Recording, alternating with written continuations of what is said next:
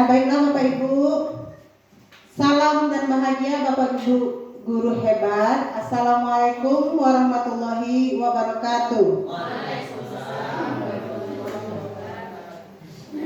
Alhamdulillahirabbil alamin wassalatu wassalamu ala asrofil anbiya'i wal mursalin wa ala alihi wa sahbihi rasulillahi ajmain.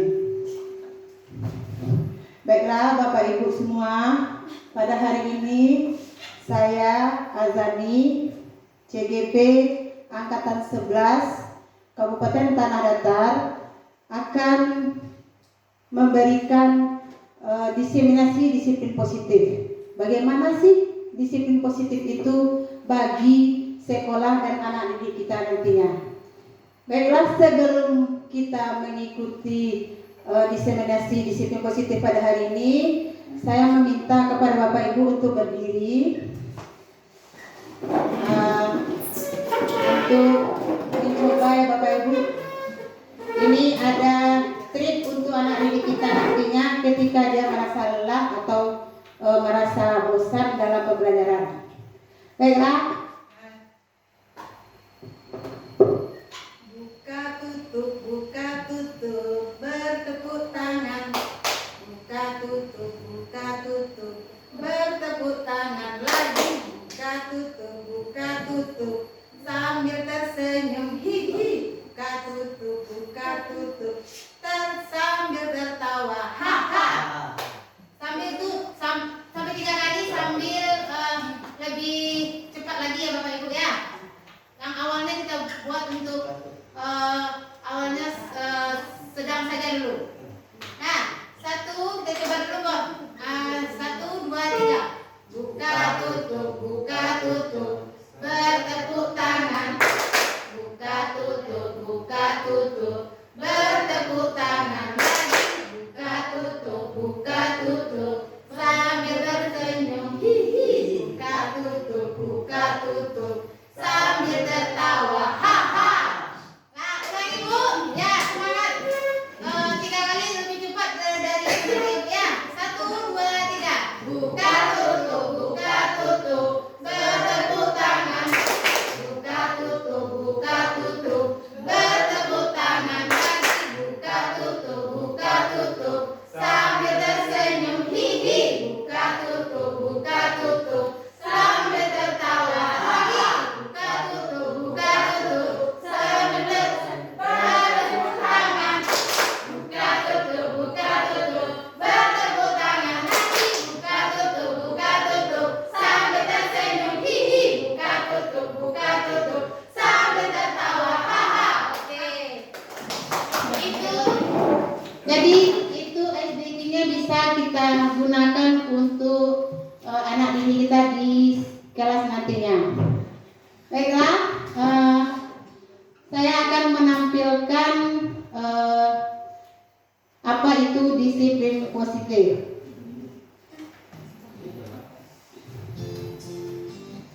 Baiklah Bapak Ibu, tujuan pendidikan yaitu menurut Ki Hajar Dewantara adalah menuntun segala kodrat yang ada pada anak-anak agar mereka dapat mencapai keselamatan dan kebahagiaan yang setinggi-tingginya, baik sebagai manusia maupun sebagai anggota masyarakat. Oleh sebab itu, pendidik itu hanya dapat menuntun tumbuh atau hidupnya kekuatan kodrat yang ada pada anak-anak agar dapat memperbaiki lakunya, bukan dasarnya, hidup dan tumbuhnya kekuatan kodrat anak. Jadi kita Bu sebagai pendidik sejatinya kita hanya menuntun anak-anak kita kepada kodratnya masing-masing. Karena semua anak itu berbeda, semua anak itu unik. Walaupun kita selama ini, saya pribadi menganggap anak-anak itu ternyata dia nakal, ternyata dia seperti ini. Sebenarnya kalau dilihat kembali, itu semua balik ke kita lagi. Saya mencoba untuk hari ini, ke depannya insya Allah mencoba bagaimana kita untuk melihat anak didik kita dari pandangan yang lain, bukan seperti yang sudah kita lakukan. Saya sebagai pendidik banyak sekali salahnya sebenarnya. Jadi seperti kita kembali lagi Ki Hajar Dewantara, ternyata Ki Hajar Dewantara itu sudah dari dahulunya mengatakan bahwasanya tujuan pendidikan kita ini yaitu menuntun anak kita. Apalagi sekarang kodratnya sudah berbeda. Karena mungkin ada yang beberapa tahun, 10 tahun yang lalu mengajar anak didiknya itu pasti berbeda. Berbedanya bagaimana? Kodratnya berbeda, zamannya sekarang pun berbeda. Dahulu mungkin zamannya belum ada internet, belum ada HP atau teknologi lainnya. Tapi sekarang kita bisa mengambil misalnya pembelajaran untuk anak, atau anak sudah bisa melihat dari internet, dari HP, karena mereka sudah mulai tahu. Oh, malahan lebih tahu mereka daripada kita sebenarnya. Karena anak-anak itu sudah menurut kodratnya sekarang.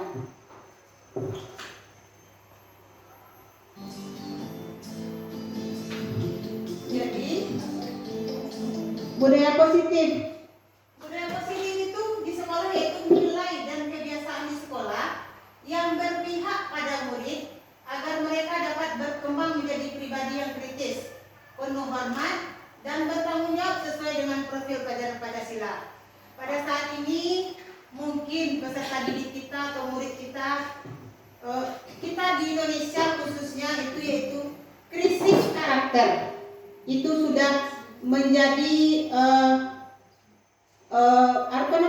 sudah menjadi bahasan yang nasional itu, karena karakter yang banyak sekarang yang kurang banget. Jadi krisis kita itu karakter, walaupun mereka IQ tinggi, tapi kebanyakan karakter anak didik kita ini sekarang sangat-sangat minim. Mengapa? Karena itu tadi, kodrat mereka itu sudah berbeda. Kita masih memakai metode yang lama. Metode kita mungkin seperti itu saja dari tahun ke tahun. Saya pun seperti itu pula. Tapi setelah ditelusuri bahwasanya ternyata peserta didik kita bisa dengan itu, walaupun secara perlahan kita untuk mengubahnya. Karena segala sesuatu itu tidak bisa instan, harus bisa bertahap gitunya.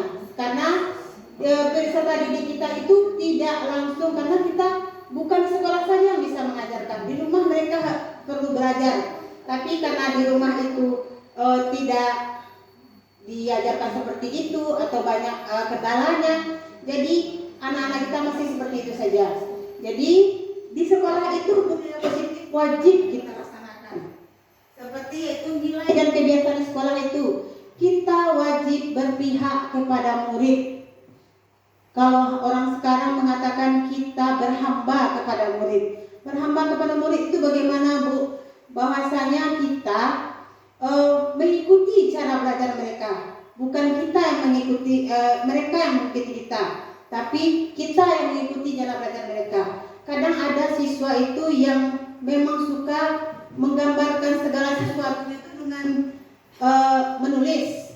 Ada juga yang dengan gerakan. Ada juga yang dengan menggambar. Misalnya kita mengatakan kepada mereka, tulis apa yang kamu inginkan atau apa yang telah kamu kerjakan seminggu yang lalu. Mereka ada yang mengatakan bisa dia berbicara sendiri ke depan. Ada juga peserta didik kita yang menulis di kertasnya. Ada juga yang menggambar. Oh, saya seperti ini. Menceritakannya lewat gambar. Karena memang berbeda mereka itu. Tidak sama karena keunikan mereka masing-masing. Jadi semua itu kita wajib untuk mereka dapat berkembang menjadi pribadi yang kritis. Karena anak-anak kita kurang kritis sekarang. Mereka hanya meminta imbalan dari kita saja. Oh ya Bu, padahal sekarang setelah kita kasih pertanyaan, mereka masih bertanya lagi kepada kita. Karena mereka tidak kritis. Oh, padahal ada pertanyaan di situ, tapi dia tidak membaca. Pasti seperti itu anak-anak kita sekarang. Jadi anak-anak sekarang sesuai dengan profil pelajar Pancasila kita, yaitu yang sudah kita ketahui. Selanjutnya, konsep utama budaya positif itu yaitu ada 8. Yang pertama, perubahan paradigma belajar. Yang kedua, disiplin positif. Yang ketiga, nilai-nilai kebajikan. Yang keempat, kebutuhan dasar manusia. Yang kelima, motivasi perilaku manusia. Seterusnya, posisi kontrol guru, keyakinan kelas, dan segitiga restitusi. Kita mulai ke perubahan paradigma belajar. Dalam membangun budaya positif, sekolah dapat menyediakan lingkungan yang positif, aman dan nyaman agar siswa mampu berpikir, bertindak, dan mencipta dengan mereka, mandiri dan bertanggung jawab. Disiplin sangat berkaitan dengan kontrol guru terhadap siswa.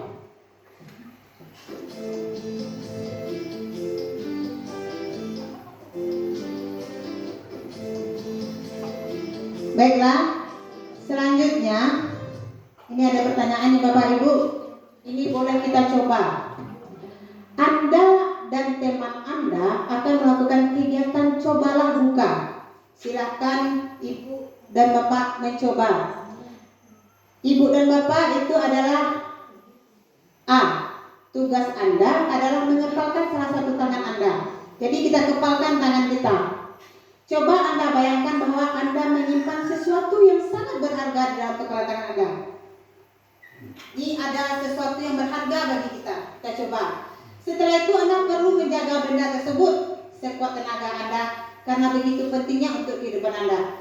Setelah itu rekan Anda yang B mencoba dengan segala cara untuk membuka kepalan tangan Anda tadi. Misalnya teman Anda boleh membujuk, menghardik, mengintimidasi, memarahi, menggoda, menggelitik, bahkan menawari Anda uang agar Anda bersedia membuka kepalan Anda. Silakan coba Bapak Ibu. Bagaimana caranya? Ini Bapak Ibu. Satu. Jadi yang satu mencoba untuk merayu atau supaya bisa membuka. Bayangkan di sini adalah yang berharga bagi kita. Itu contoh untuk anak-anak kita. Nah, bagaimana supaya lebih kadang kan dibujuk rayu, ya dirayu-rayu, atau dimarahi boleh juga. Coba, ya, kita bisa seperti itu caranya.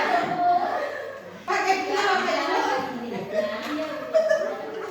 Boleh dikritik, tapi kan tetap pasti seperti itu.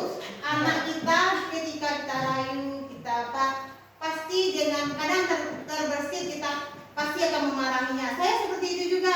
Kadang perilakunya, kadang kita tidak tahu bagaimana situasinya di rumah ketika datang ke sekolah. Tapi kita langsung hei, bangun Ambe. Seperti itu kita langsung tidak menanyakan alasan dia mengapa terlambat, dia mengapa apa yang disebabkan dia seperti itu. Jadi itu yang akan kita lihat dari pembelajaran dengan paradigma baru. Yaitu pembelajaran dengan paradigma baru merupakan pembelajaran dirancang berdasarkan prinsip pembelajaran berdiferensiasi, sehingga murid belajar sesuai kebutuhannya, berdasarkan tahap perkembangan sesuai teori psikologi modern untuk mewujudkan profil pelajar Pancasila. Yang mana profil pelajar Pancasila? Yang pertama yaitu beriman dan bertakwa kepada Tuhan Yang Maha Esa dan berakhlak mulia. Jadi anak didik kita itu hendaknya berakhlak mulia. Percuma dia pintar tapi akhlaknya kurang. Itu yang akan diterapkan sekarang pendidikan nasional kita. Yang kedua yaitu berkebinekaan global. Jadi anak-anak kita itu tahu bagaimana kehidupan di Indonesia ini, beragamnya bagaimana, itu yang harus diketahui oleh anak-anak kita. Selanjutnya bergotong royong. Bergotong royong itu sekarang sudah sangat-sangat memudar. Mengapa dahulunya orang tua kita mendirikan segala sesuatu dengan bergotong royong, tapi sekarang sudah mulai terkikis karena zaman. Jadi itu yang akan diharapkan oleh kita semua sebagai pendidik, kreatif. Jadi walaupun anak kita itu tidak menonton saja, jadi dia bisa kreatif, bernalar kritis. Jadi dia bisa melihat apa ke depannya. Selanjutnya mandiri. Jadi mandiri baik dalam pembelajaran, mereka bisa untuk mencoba, oh ternyata ini yang bisa dilakukannya tanpa bantuan orang lain. Selanjutnya, ini miskonsepsi tentang teori kontrol tadi Bapak Ibu. Jadi kita menganggap ilusi guru mengontrol murid. Kita bisa mengontrol murid itu, padahal ternyata tidak. Selanjutnya, ilusi bahwa kritik dan membuat rasa bersalah mampu menguatkan karakter. Ternyata kita tidak bisa seperti itu ya Bapak Ibu, karena memberikan rasa bersalah itu sama saja kita merusak karakter anak didik kita. Selanjutnya, ilusi bahwa semua penguatan positif, efektif dan bermanfaat. Selanjutnya, ilusi bahwa orang dewasa berhak memaksa. Jadi selama ini kemungkinan saya sendiri pribadi kadang kita memaksakan kehendak kita sebagai guru. Mengapa kita kehendak kita sebagai guru? Kita memaksakan dia harus seperti ini, harus wajib seperti ini. Jadi itu yang bisa kita lakukan biasanya. Selanjutnya, mengubah paradigma stimulus respon ke pendekatan teori kontrol. Stimulus respon tentang dunia bisa dibaca Bapak Ibu. Realitas kebutuhan kita sama, realitas kebutuhan kita berbeda. Jadi kita ini semuanya berbeda ya Bapak Ibu. Teori kontrol kita berbeda, tidak sama. Semua orang melihat hal yang sama, tapi teori kontrolnya sebenarnya itu setiap orang memiliki gambaran berbeda. Mungkin ketika saya mengajar, saya berpikiran seperti A. Tiba-tiba Ibu Tessa dia berpikiran seperti D. Bu Wati berpikiran dia, oh gambarannya seperti C. Jadi beda kita setiap orang, bukan sama. Selanjutnya kita mencoba mengubah orang agar berpandangan sama dengan kita. Itu tidak sama sekali. Kita berusaha memahami pandangan orang lain tentang dunia. Jadi misalnya contohnya kita berusaha, oh kita mengajar atau mengajak teman kita atau orang lain untuk melihat bagaimana pandangannya menurut mereka. Tidak memaksakan pandangan kita harus sama dengan mereka. Selanjutnya, perilaku buruk dilihat sebagai suatu kesalahan. Tidak semua perilaku buruk itu kesalahan ya Bapak Ibu. Semua perilaku memiliki tujuan. Kadang sama seperti kasus Hisam kemarin. Kita karena dia sering nakal, jadi kita menuduh mereka, oh dia nakal karena kamu. Ternyata bukan karena saya Bu. Saya cuman melerai, tapi hakim yang salah Bu. Itu seperti itu. Jadi kita menganggap karena dia nakal, jadi kita harus menganggap dia itu nakal terus. Tidak ada baiknya. Jadi kita harus mindset kita harus berubah. Jadi anak itu pasti ada tujuannya dia seperti itu. Jadi kita tanya dulu. Selanjutnya, orang lain bisa mengontrol saya. Tidak Bapak Ibu, hanya Anda yang bisa mengontrol diri Anda sendiri. Jadi kita pun sebagai guru, hanya kita yang bisa mengontrol diri kita sendiri. Contohnya, ketika saya marah, kalau marah saya berlebihan, memang saya yang bisa mengontrol supaya tidak berlebihan. Karena segala sesuatu itu tidak bisa seperti itu Bu. Karena misalnya saya marah, Ibu Pak Randa yang akan mengontrol saya, tidak. Karena marah kita itu diri kita yang mengontrol sendiri, bukan orang lain. Selanjutnya, saya bisa mengontrol orang lain. Tidak, kita tidak bisa mengontrol orang lain. Bagaimanapun caranya kita tidak bisa mengontrol orang lain. Selanjutnya, pemaksaan ada pada saat bujukan gagal. Kolaborasi dan konsensus menciptakan prinsip pilihan-pilihan baru. Jadi bukan pemaksaan. Misalnya seperti kita kombel, kita memaksakan bahwasanya ini harus. Tidak, tapi kita berkolaborasi di dalam kombel, menciptakan apa yang kita butuhkan di dalam kombel. Sama dengan anak-anak kita, apa yang mereka butuhkan ketika belajar. Oh Bu, awak duduk di sekolah Bu. Kadang anak kita pasti kepengen, Bu, saya capek Bu duduk di kursi, saya bolehkah duduk di bawah Bu? Seperti itu, kadang dia ingin di pojok bacanya untuk belajar. Itu biasa-biasa saja, boleh-boleh saja. Jadi sekarang itu kita ikuti, tapi dia tetap dalam koridor yang baik. Selanjutnya, model berpikir menang atau kalah. Model berpikir menang. Jadi tidak ada kita mengatakan kalah. Selanjutnya, apa makna disiplin positif itu? Disiplin adalah berasal dari bahasa Latin disiplina, yang artinya belajar. Disiplin mengacu pada disiplin diri yang memiliki tanggung jawab terhadap apa yang dilakukannya berdasarkan nilai-nilai yang diyakini. Selanjutnya, disiplin positif merupakan salah satu cara penerapan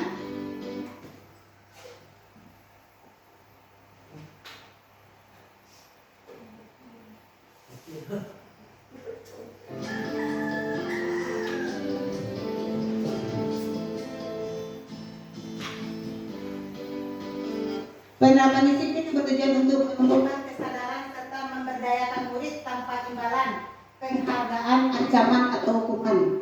Selama ini kita memberikan murid kita penghargaan. Penghargaan boleh diberikan kepada siswa hanya dengan misalnya, oh bagus kamu nak, oh pintar kamu. Bukan sebagai imbalan, oh ini ada kue, oh ini ada uang. Bukan seperti itu. Jadi kita memberikan mereka bukan penghargaan, bukan hukuman. Itu yang tidak boleh untuk sekarang ini, hukuman. Kadang kita, oh kamu kalau tidak masuk, nanti akan masuk dalam WC, membersihkan WC. Itu kan sering kan kita lakukan. Saya juga seperti itu dahulunya. Selanjutnya, sebagai pendidik tujuan kita adalah menciptakan murid yang memiliki disiplin diri sehingga mereka berperilaku mengacu pada nilai-nilai kebajikan universal dan memiliki motivasi intrinsik dalam perubahan perilaku ke arah yang lebih baik. Jadi kita sebagai pendidik wajib menciptakan siswa kita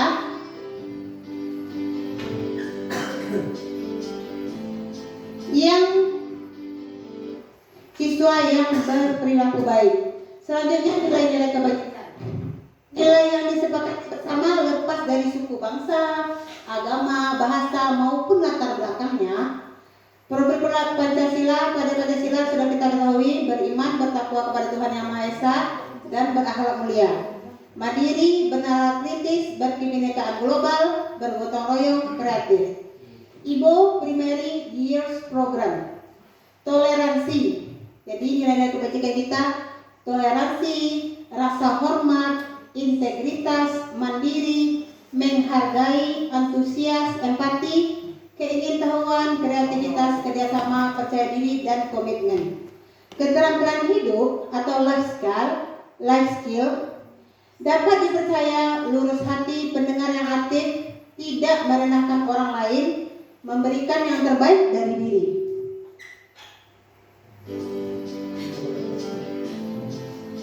Kebutuhan dasar manusia. Kita manusia pasti punya kebutuhan, yang yaitu segala sesuatu yang kita lakukan untuk mendapatkan apa yang kita inginkan. Seluruh tindakan yang kita lakukan memiliki tujuan tertentu, dan semua usaha terbaik yang kita lakukan adalah dalam rangka agar kebutuhan dasar kita terpenuhi. Apa saja kebutuhan dasar manusia itu? Ada 5. Yang pertama yaitu bertahan hidup. Kita manusia pasti kebutuhan dasar kita yaitu bertahan hidup. Mengapa bertahan hidup?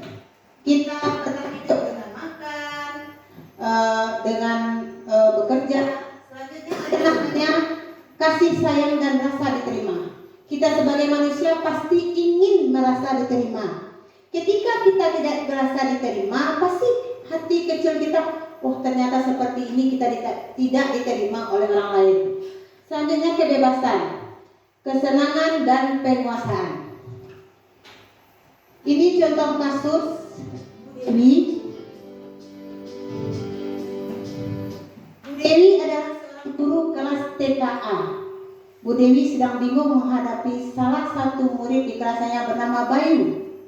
Beberapa anak telah datang dan mengeluhkan bahwa Bayu sering mengambil paksa bekal temannya. Jika Anda menghadapi situasi seperti Bu Dewi, apa yang Anda lakukan, Bapak Randa? Yes, Pak ya. Bagaimana Bapak Ibu? Kita punya murid yang nakalnya tangguh, Bapak Ibu. Dia memaksa mengambil bekal temannya. Kalau kita berada di situasi Bu Dewi, bagaimana Bu Dar? Apa yang kita lakukan? Iya.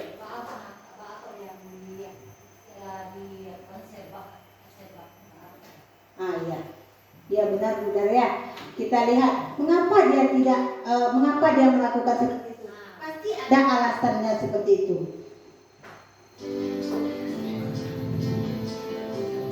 Yang pertama, dalam konteks penanganan budaya positif, Bu Dewi sebaiknya mencari tahu alasan Bayu tadi. Benar kata Bu Dar tadi, melakukan tindakan tersebut agar dapat diketahui kebutuhan apa yang ingin dipenuhi oleh Bayu. Yang pertama, survival atau kebutuhan hidup tadi, kebutuhan Bayu lapar karena tidak dibawakan bekal oleh orang tuanya. Kadang dia tidak dikasih uang oleh orang tua, tidak pula diberi bekal. Jadi karena rasa lapar, rasa tidak bisa untuk berkonsentrasi dalam belajar, jadi dia mengambil paksa punya orang. Yang selanjutnya cinta dan kasih sayang. Bayu lebih diperhatikan temannya. Kadang ada teman-teman, kalau anak sekarang kan susah untuk memberikan punyanya untuk kepada orang lain. Karena dia merasa, enggak Bu, masa saya kasih sama dia punya orang tua, atau dia orang kaya Bu, masa tidak ada uang, kan seperti itu. Selanjutnya kekuasaan. Si Bayu mungkin dia merasa hebat karena temannya merasa takut dan menuruti semua keinginannya. Sama seperti anak-anak kita pasti ada seperti itu. Seperti contohnya ada yang merasa, oh saya ketua kelas harus takut kepada saya, jadi harus mengikuti peraturan saya. Kadang siswa kita seperti itu ya Bapak Ibu. Selanjutnya yang keempat, kebebasan. Bayu menginginkan bekal yang berbeda karena bekalnya mungkin selalu sama setiap harinya. Kadang misalnya Bu Tessa bekalnya berbeda tiap hari dibawa sama orang tua. Hari ini roti, besok nasi goreng, besok lagi mie goreng. Sedangkan si Bayu tadi nasi goreng dari yang beda sama si goreng itu Bu. Kan seperti itu. Jadi dia pengen mencoba punya orang. Selanjutnya kesenangan. Kadang Bayu hanya iseng dan dia menikmati ekspresi wajah temannya yang kesal. Kadang kan temannya sama seperti itu, yuk awak setuju jadinya berang Bu, kan gitu. Awak suku no mencarinya itu berang-berang Bu, yang suku mencari kawan-kawannya seperti itu.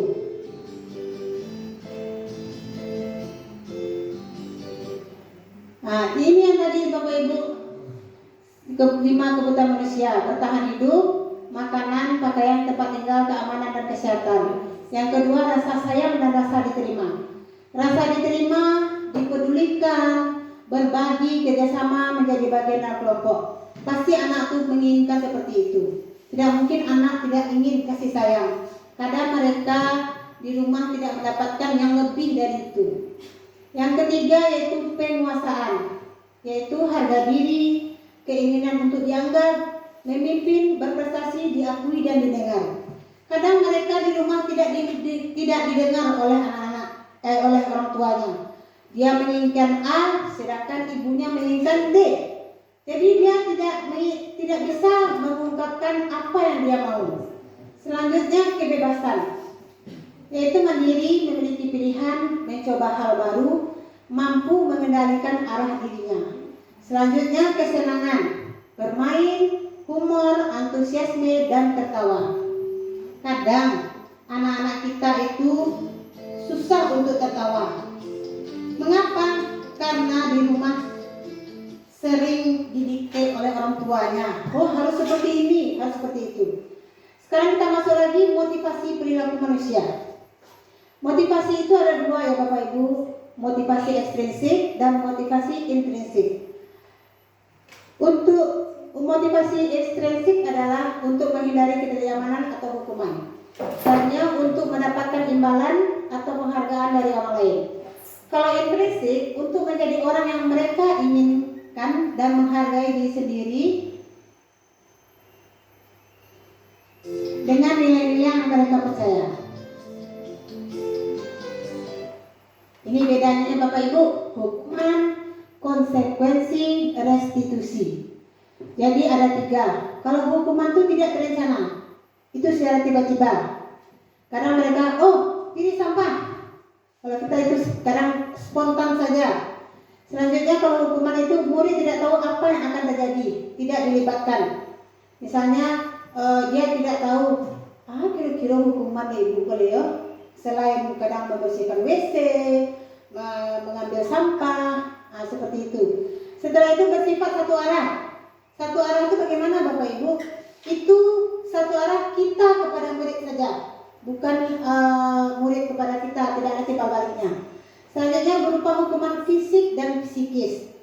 Fisik itu bagaimana? Karena kita menghukum seperti lari atau hormat, dulu kan seperti itu. Atau tagak itik ya Bu. Kalau kami dulu tahun-tahun 2000-an anak-anak disuruh tagak itik. Supaya bagaimana? Supaya jerah. Kalau anak sekarang tidak bisa seperti itu. Selanjutnya konsekuensi. Konsekuensi adalah yaitu terencana, disepakati sesuai peraturan. Selanjutnya murid tetap dibuat tidak nyaman. Sikap guru selalu memonitor murid. Jadi terencana oleh peraturan. Kalau restitusi, proses menciptakan kondisi bagi murid untuk memperbaiki kesalahan. Proses kolaboratif yang mengajarkan murid untuk mencari solusi. Karena kita masuk 5 posisi kontrol guru. Jadi kita seperti guru bagaimana sih selama ini? Yang pertama yaitu penghukum. Yang kedua pembuat rasa bersalah. Yang ketiga sebagai teman. Yang keempat sebagai pemantau. Yang kelima sebagai manajer.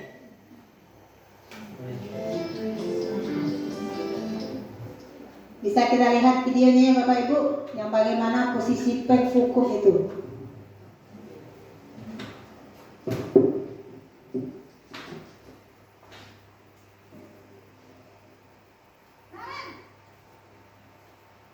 Sini kamu. Selamat pagi Bu. Selalu terlambat. Kamu deh pasti terlambat. Maaf Bu, saya Apa? Apa coba? Alasan kamu apa lagi? Kapan sih kamu tidak terlambat? Malas sekali ya kamu jadi anak. Saya Dasar pemalas. Gak kapok-kapok sih kamu. Sudah berapa kali terlambat? Sana, kamu keliling lapangan basket 2 kali. kenapa saya harus ke lapangan basket Bu? Kenapa? Kamu melawan ibu. Berani-beraninya jawab. Sudah terlambat, masih berani jawab pula. Sekarang, keliling lapangan basket 5 kali sekalian. Biar kapok. Cepat. Pergi sana ke lapangan basket. Nah, ini yang sebagai posisi pembuat rasa bersalah.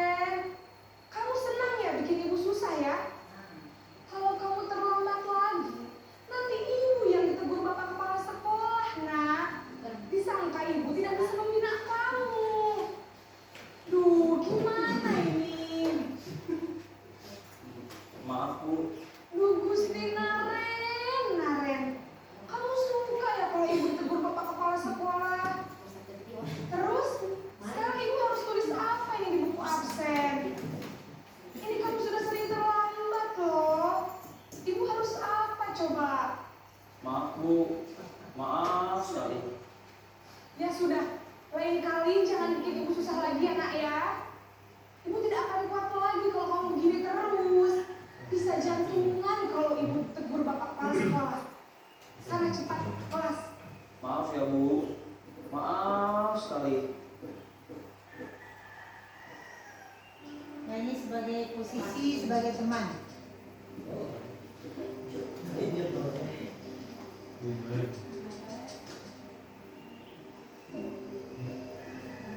Naren,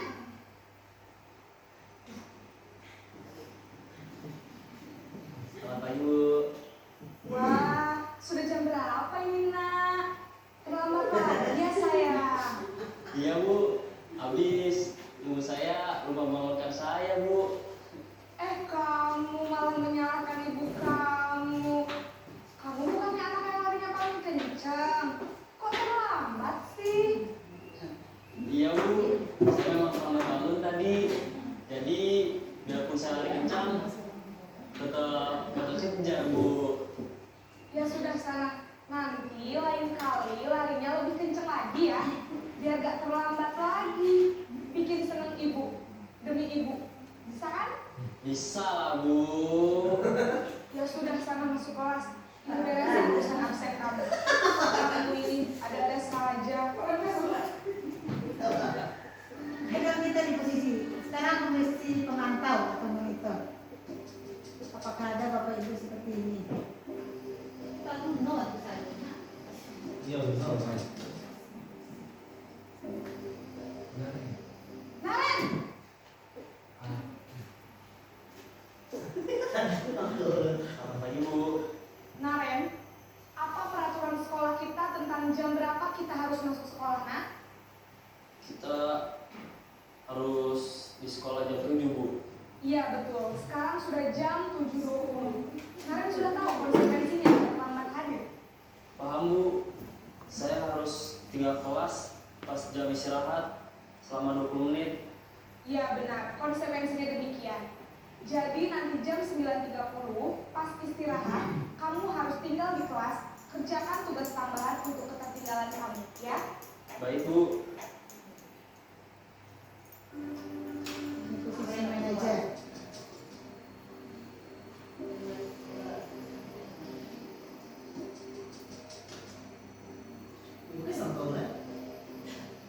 Naren,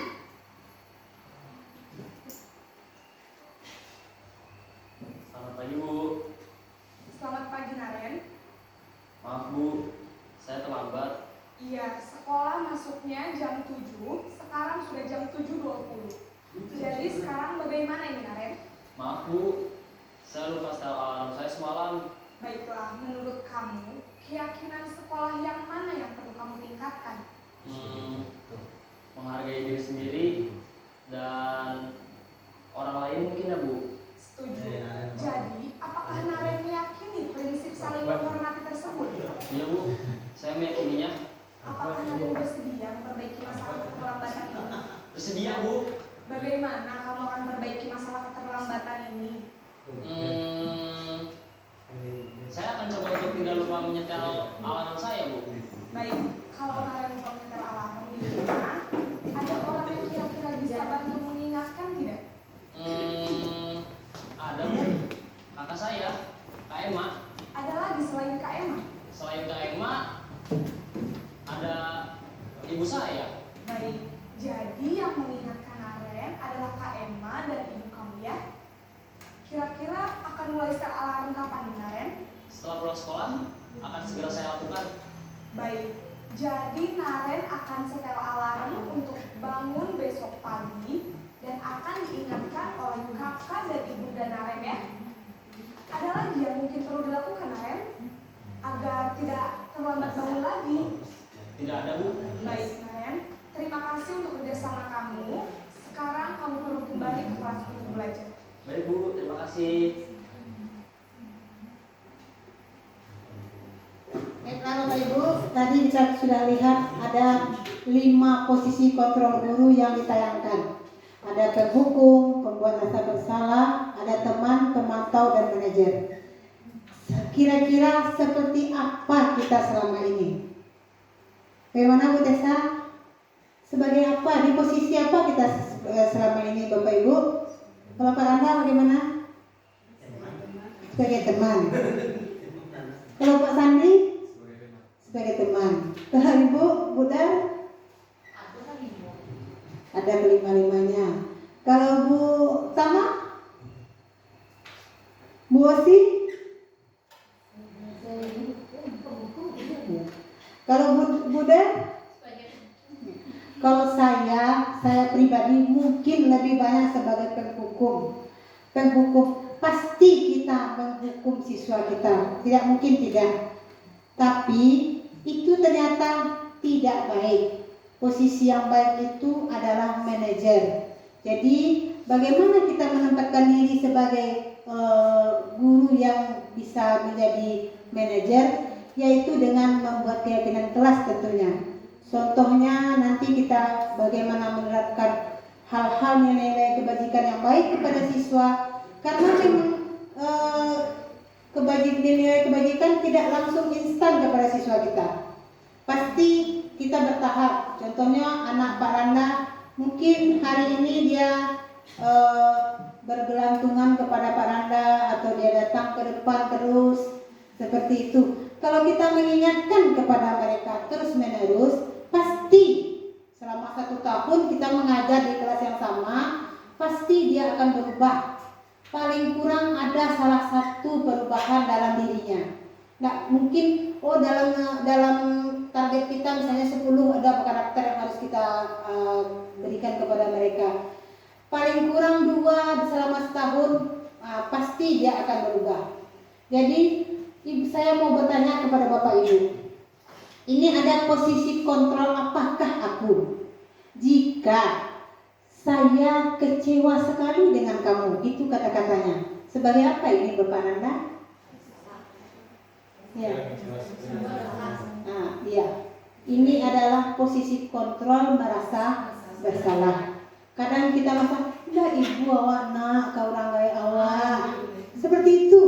Saya sering seperti itu. Saya sering penghukum dan membuat rasa bersalah kepada anak. Mengapa kadang di amma awak saya sering piti, apa walau batonggang nak. Seperti itu Bapak Ibu. Kadang dia baru, ya Bu, ya. Tapi tetap dia akan mengulangnya kembali. Itu yang sering terjadi. Ada lagi nanti posisi kontrol apakah aku? Kamu tidak pernah benar melakukannya. Ini apa Bapak Ibu? Penghukum.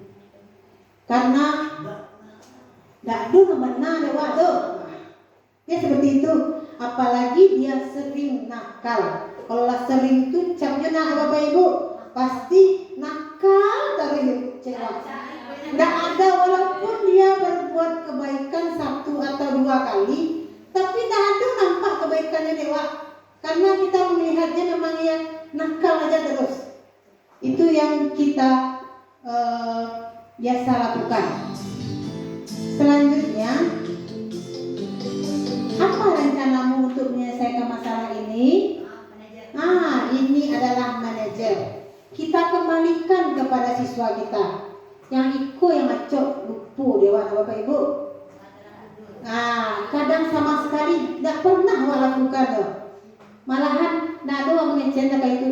Karena ini yang harus kita terapkan. Kita kembalikan kepada dia apa yang dilakukannya, apa akibatnya bagi orang lain jika dia melakukan, dan apa akibatnya bagi diri sendiri. Itu yang biasanya terjadi.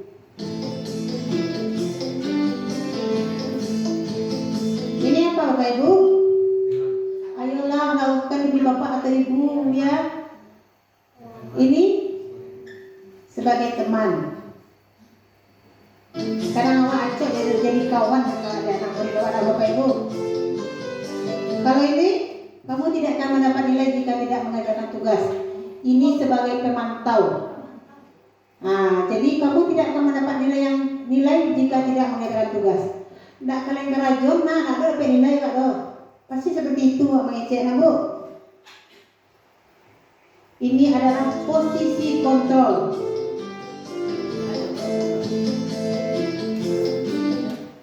ya Bapak Ibu, ada identitas yang gagal, itu perilaku kontrol negatif, yaitu penghukum dan pembuat orang merasa bersalah. Itu negatif sebenarnya Bapak Ibu ya. Selanjutnya itu eksternal. Yang eksternal itu ada 4: penghukum, pembuat orang merasa bersalah, teman, dan pemantau. Itu adalah guru sebagai perilaku yang negatif. Ada positif sebagai teman dan pemantau, tapi itu tidak jarang itu berhasil sebenarnya. Iya. Selanjutnya ada kontrol diri. Kita guru sebagai manajer. Contohnya yaitu penghukum, guru berbuat seperti menghardik, menunjuk-nunjuk, menyakiti, menyindir. Kadang dia, kakak itu awak madayo, tak sadar diri. Kadang kan kita tanpa kita sadari, kita mengucapkan kata-kata yang membuat anak itu kadang terpuruk. Oh ternyata seperti ini ibu. Oh ternyata ibu ini pilih kasih. Karena anak sekarang Bapak Ibu, dia sudah menjadi tahu bagaimana yang pilih kasih. Oh ibu tuh nak sayang juga aja awak ada bu. Ibu tuh sayang sama si bayinya. Ibu tuh Bu Tessa tuh sayang sama si Bu Del, sayang sama hakim saja. Hakim ke hakim ya tadi. Seperti itu. Karena anak sekarang seperti itu, dia bisa mengkritik. Selanjutnya ketika penghukum tadi, guru berkata, kalau kamu tidak melakukannya, saya akan memberikan kamu hukuman ini atau ini, itu yang beri. Setelahnya hasilnya nanti yaitu memberontak. Anak kita kan sering memberontak. Itu kita sadari, saya pun menyadari anak ketika kita sering dihardik, ditunjuk, dia akan memberontak. Karena pasti ketika siswa kita atau murid kita setelah dihardik sekali, siapa dia tidak pasti mengulang hal yang sama. Berhentinya mungkin hanya sebentar itu saja ketika dihardik, ditunjuk atau dimarahi, pasti dia berubah sebentar itu, tidak berarti untuk selanjutnya mengulang kembali. Seterusnya dia akan menjadi pendendam dan menjalankan orang lain. Jika pembuat orang merasa bersalah, itu kita berceramah. Itu yang sering kita anak Bapak Ibu, kita sering berceramah kepada anak kita, menunjukkan kekecewaan mendalam. Contohnya kata-katanya, kamu sudah mengucapkan bapak dan ibu. Hasilnya nanti yaitu menyembunyikan. Dia bisa berbohong. Selanjutnya dia bisa menyangkal. Saya tidak membuat itu bu, padahal dia melakukannya karena dia takut. Selanjutnya ada guru yang sebagai teman. Itu perbuatannya itu membuatkan alasan-alasan untuk murid-muridnya. Contohnya kata-katanya itu lakukan untuk bapak dan ibu. Ya sudah, nanti bapak ibu bantu bereskan. Jadi kita mengamankan saja perilaku siswa itu. Jadi dia berbuat kesalahan, iya nanti ibu beresi, aman saja itu. Itu kata Pak Randa misalnya kan, atau saya seperti itu. Nanti dia akan ketergantungan. Mengapa? Pak Randa tuh kalau buat kesalahan dia tidak akan marah, pasti aman. Pasti pikiran siswa. Baiklah Bapak Ibu, itu tadi adalah budaya positif. Apakah ada dari Bapak Ibu yang bertanya atau mengenai budaya positif tadi? Silahkan Bapak Ibu. Tadi kan sudah Ibu paparkan dari Ibu tadi budaya positif ya. Saya belum paham sekali tentang konsekuensi dan Konsekuensi. Jadi konsekuensi tadi Bapak Ibu itu kesepakatan kita, tapi dia memiliki bahwasanya kita melakukan hal yang ini, jadi konsekuensinya akan dapat ini. Jadi itu yang namanya konsekuensi. Sanksinya akan seperti ini. Misalnya dia terlambat sekolah, datang ke sekolah, jadi nanti dia pasti akan mendapatkan sanksi. Misalnya membersihkan halaman atau menyapu halaman, itu yang termasuk konsekuensi. Beda dengan hukuman. Kalau hukuman langsung tiba-tiba saja. Kalau ini dia sudah diberitahu kepada siswa kita bahwasanya kita sepakat jika terlambat nanti akan mendapatkan sanksi seperti ini. Nah, jadi itu yang dinamakan konsekuensi. Ya Bapak Ibu, itu restitusi juga seperti itu. Apa Bapak? Beda. Kalau hukuman tadi Bapak Nanda, misalnya ada anak Bapak datang terlambat tanpa membuat kesepakatan dengan siswa Bapak tadi, langsung memberikan hukuman. Berdiri saja di luar, tidak usah kamu mengikuti pelajaran. Jadi kalau itu anak cuma menerka-nerka kalau hukuman tuh apa yang akan diberikan hukuman oleh Pak Randa pada hari ini, atau besok kita ingatnya WC kita harus dikuras, jadi kita suruh mereka membersihkan WC. Itu spontan saja, tidak ada harus seperti ini, harus A atau B. Jadi beda dengan konsekuensi tadi ya Bapak Ibu. Ada lagi Bapak Ibu? Oke. Baik Bapak Ibu, mungkin untuk pada hari ini mungkin hanya sampai di situ. Semoga dengan materi budaya positif khususnya untuk PT SDN 25 Simawang bisa kita menerapkan seperti itu. Tapi ya walaupun bertahap ya Bapak Ibu, semoga bisa kita jalankan. Karena itu kembali lagi kepada kita sebagai pendidik, kita harus menempatkan diri kita menjadi manajer, bukan menjadi penghukum, bukan menjadi pembuat rasa bersalah, bukan pemantau ataupun teman. Jadi kita menempatkan diri kita menjadi manajer. Jadi bagaimana kedepannya bahwasanya murid kita harus atau ingin kita yaitu merubah karakter mereka menjadi lebih baik ke depannya.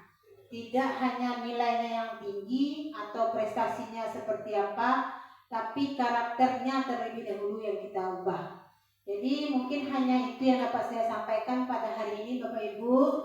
Salah dan kurangnya saya mohon maaf. Wabillahi taufiq wal hidayah. Assalamualaikum warahmatullahi wabarakatuh. Terima kasih Bapak dan Ibu guru hebat. Salam dan bahagia.